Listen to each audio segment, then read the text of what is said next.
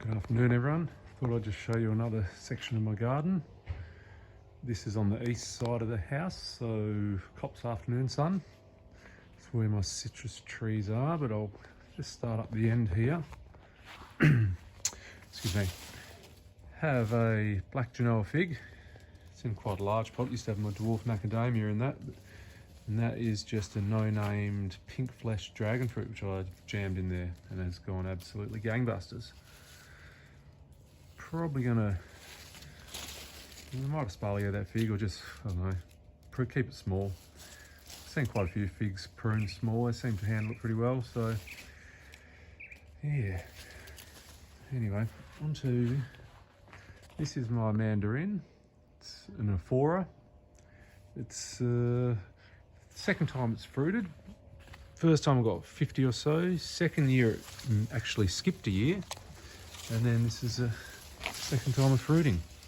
Now it's in the netting, obviously we get fruit fly here.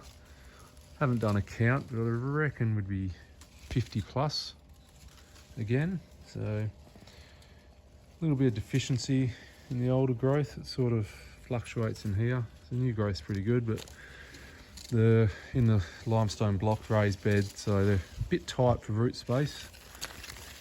But there's some decent sized ones in there. And this one up here, it's huge. Don't mind them, they're pretty tasty last time.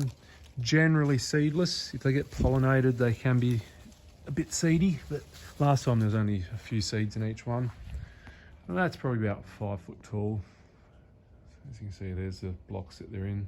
It's about 1 metre deep, that garden bed, wide. Eureka lemon. This one constant. I struggle to keep this one nice and green, but it is fruiting, as you can see. Fruiting, flowering. Yellow one over here. Yeah, it's probably the best it's fruited so far. It's been a bit up and down. Prune the top out of it regularly. Vigorous grower. But yeah, supplies us with enough lemons, so pretty happy with that one. It's colorbond fence there, so in summer, Perth, you're talking like 40-degree days. That's why the citrus went here, because they're pretty hardy.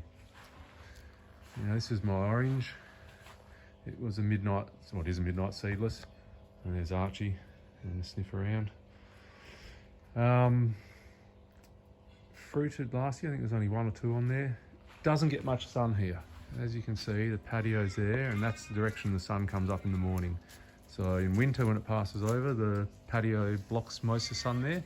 Gets a tiny bit to the top, maybe 1/4 or 1/3. In summer, it gets a bit more sun, but yeah, hence why it's lagging behind the others. Right, here we have a Grumichama. It's doing all right. Don't know how big they need to be to fruit. This one gets a bit of a funky growth on it though. I don't know if it's viral or something. You can sort of see the leaves that come out a bit funny like that, but it continues to grow. Some leaves are fine, others are all funky like that, so we'll wait and see. Hopefully it fruits. It's just the regular variety. Now under here, I have a Russell Sweet garcinia. You can see it at the back there. It was in a pot. The leaves started getting a bit crusty and brown, I'm not sure why. So I thought I'd plant it in the ground. I do have another one still in the pot.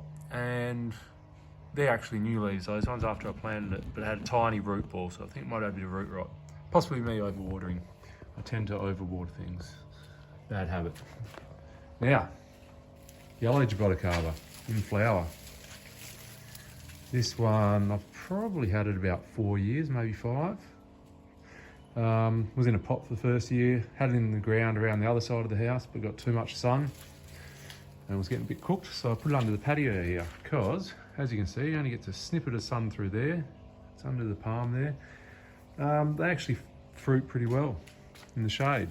I've seen that in a few videos now. There's the flowers there.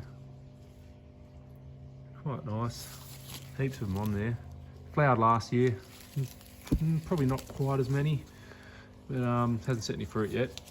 I believe until they get quite a bit older, or they've got another one to pollinate them, they don't set fruit too easily. Not when they're young anyway.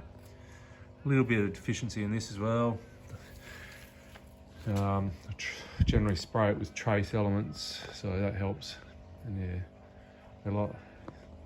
don't like overfeeding the Jabos. I know yellow seems a bit more forgiving than the regular Jabos, so yeah, hopefully soon I'll get to try the fruit.